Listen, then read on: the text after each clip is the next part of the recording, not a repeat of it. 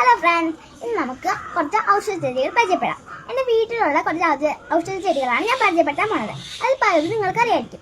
നമ്മുടെ പഴമക്കാർ പറയുന്നത് കർക്കിടക മാസത്തിൽ ഈ ഔഷധ ചെടികൾക്ക് വെച്ച് കഞ്ഞി കുടിച്ചാൽ നല്ല ആരോഗ്യം കിട്ടുമെന്നാണ് പറയുന്നത്.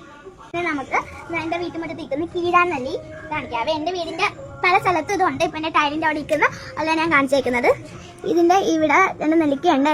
കുറച്ച് നെല്ലിക്കേണ്ട നെല്ലിക്ക ഉള്ളതുകൊണ്ടാണ് ഇതിന് കീഴാനെല്ലി എന്ന് പേരിട്ടേക്കുന്നത്. ഇങ്ങോട്ട് ഒരിക്കൽ എൻ്റെ ഈ ഒരു ചെടിച്ചട്ടി നിൽക്കുന്ന ഒരു ഒരിച്ചയനാണ്.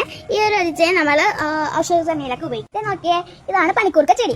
ഇത് നമുക്ക് പനിയൊക്കെ വരുമ്പോൾ നമ്മൾ ഇതിനകത്ത് വെള്ളമൊക്കെ ഇട്ട് നമ്മൾ ഇതിൻ്റെ വെള്ളമൊക്കെ കുടിക്കാറുണ്ട്. പക്ഷേ ഇത് മരുന്ന് തന്നെ ഉപയോഗിക്കത്തില്ല. ഇതാണ് തുളസി ചെടി. നമ്മൾ പനിയൊക്കെ വരുമ്പോൾ വെള്ളത്തിലിട്ട് കുടിക്കാറുണ്ട്. പക്ഷേ പനിക്കൂർക്ക പോലെ ഇതും കഞ്ഞിയിട്ട് കുടിക്കത്തില്ല. ഇതാണ് പോകാൻ പറഞ്ഞില്ല. ഞങ്ങളുടെ വീട്ടിൽ ടൈലിൽ പിടിച്ച് നിൽക്കുകയാണ്. ഇതാണ് നമ്മുടെ ഔഷധ കഞ്ഞിയിലൊക്കെ ഉപയോഗിക്കും കേട്ടോ.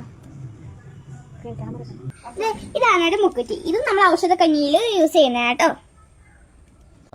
ഇതാണ് ചുവന്ന ഇല. ഇതിന്റെ ഇല നമ്മൾ തോരൻ വെച്ച് കഴിക്കും. കർക്കിടക മാസത്തിൽ തോരൻ വെച്ച് കഴിക്കും. പക്ഷെ ഞാനിപ്പോ തുറന്നില്ല, തൊട്ടാൽ നമുക്ക് ഇതൊക്കെ തുടങ്ങി. ഇതാണ് കോവക്കേന്റെ ഇല. ഈ ഇലയും നമ്മൾ തോരൻ വെച്ച് കഴിക്കും കേട്ടോ. ഇതാണ് ചേമ്പിന്റെ ഇല. ഇതിന്റെ താള് നമ്മൾ കറി വെച്ച് തിന്നും. പിന്നെ ഇതിന്റെ ഇല തോരൻ വെച്ചിട്ടും ഒന്നും കർക്കിടത്തില്ല. ഇതാണ് വെളുന്താള്. ഇത് കർക്കിടക മാസത്തിൽ മാത്രം കഴിക്കും, വേറെ ഒരു മാസത്തിൽ ഉപയോഗിക്കത്തില്ല. ചേമ്പ് പോലെ തന്നെ ഇതിന്റെ താളും കറി വെക്കും, ഇതിന്റെ ഇല തോരൻ വെക്കുകയും ചെയ്യും. ഇതാണ് ആടുലോടക. ഇതൊരു ഔഷധ ചെടിയാണ്. ഇത് നമുക്ക് ചുമയൊക്കെ വരുമ്പോൾ നമ്മൾ കുടിക്കാറൊക്കെ. ഇതാണ് മൈസൂർ ചീര. ഇത് നമ്മൾ കർക്കിടക മാസത്തിൽ തോരൻ വെച്ച് കഴിക്കും. ഇതാണ് കൊഴവാതക്കൊടി. ഇതൊരു ഔഷധ ചെടിയാണ്. ഇത് ഔഷധക്കഞ്ഞി ഉപയോഗിക്കും. ഇതാണ് മത്തലയില. ഇതിൻ്റെ ഇല നമ്മൾ തോരനായിട്ട് ഉപയോഗിക്കും കർക്കിടത്തിൽ. ഇതാണ് നട്ടാനിടയിൽ. ഇത് കർക്കിടക്കഞ്ഞിയിൽ ഉപയോഗിക്കും.